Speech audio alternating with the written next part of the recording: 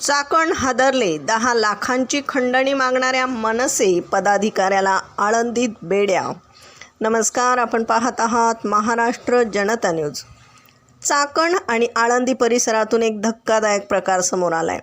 सुरक्षेचा व्यवसाय बंद पाडण्याची धमकी देऊन तब्बल 10 लाख रुपयांची खंडणी मागणाऱ्या एका मनसे पदाधिकाऱ्याला खंडणी विरोधी पथकाने रंगेहात अटक केली आहे। महेश सखाराम शिरोळे असं अटक करण्यात आलेल्या रेकॉर्डवरील आरोपीचं नाव आहे। चाकणमध्ये माझी दहशत आहे, व्यवसाय करायचा असेल तर पैसे द्यावे लागतील, नाहीतर खलास करेल, अशी धमकी आरोपीने फिर्यादीला दिली होती। मात्र या त्रासाला कंटाळून फिर्यादीने पोलिसात धाव घेतली। तडजोडी अंती 3 लाख रुपये स्वीकारण्याचे ठरले होते। 30 जून 2026 रोजी आळंदी पुणे रस्त्यावरील मॅक्झिम चौकाजवळ खंडणी विरोधी पथकाने सापळा रचला।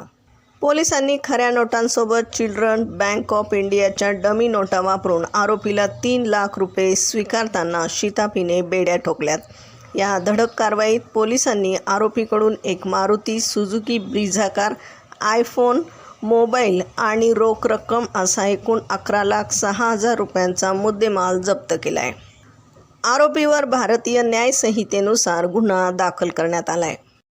सदरची यशस्वी कारवाई खंडणी विरोधी पथकाचे राजेंद्र पाटील यांच्या मार्गदर्शनाखाली करण्यात आली असून या पथकात पोलीस उपनिरीक्षक अमर राऊत, सहाय्यक पोलीस निरीक्षक कानगुडे तसेच प्रदीप पोटे, प्रदीप गोडांबे, चंद्रकांत जाधव, गणेश गिरी गोसावी, किरण जाधव, किशोर कांबळे आणि संदीप गंगावणे, निलेश जाधव यांचा समावेश आहे। प्रतिनिधीसह महाराष्ट्र जनता न्यूज, पुणे।